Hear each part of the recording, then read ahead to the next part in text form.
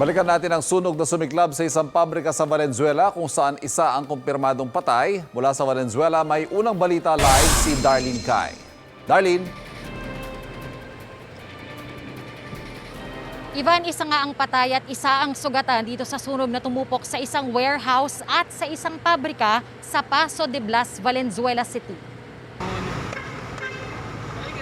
Batay sa karagdagang impormasyon galing sa BFP Valenzuela, nagsimula ang sunog sa Strong Hand Incorporated. Isa yung warehouse ng mga raw materials o gamit sa paggawa ng mga bala. Bandang 4:41 yan ng madaling araw nagsimula.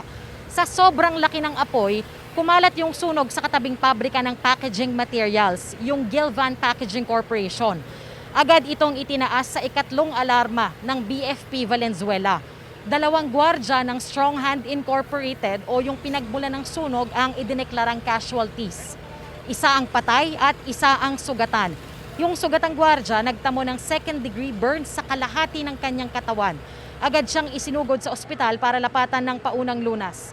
Inaalam pa yung mga pangyayari kung bakit sila natrap sa loob ng warehouse.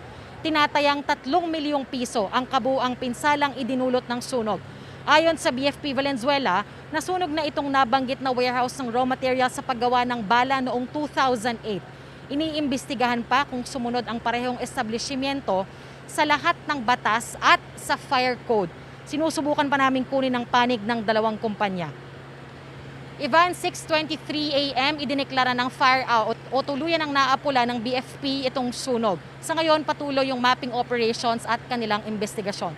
Yan ang unang balita dito sa Valenzuela City. Darlene Kai, buong puso para sa Pilipino. Kapuso, mauna ka sa mga balita. Panoorin ang unang balita sa unang hirit at iba pang award-winning newscasts sa youtube.com/GMA News. I-click lang ang subscribe button.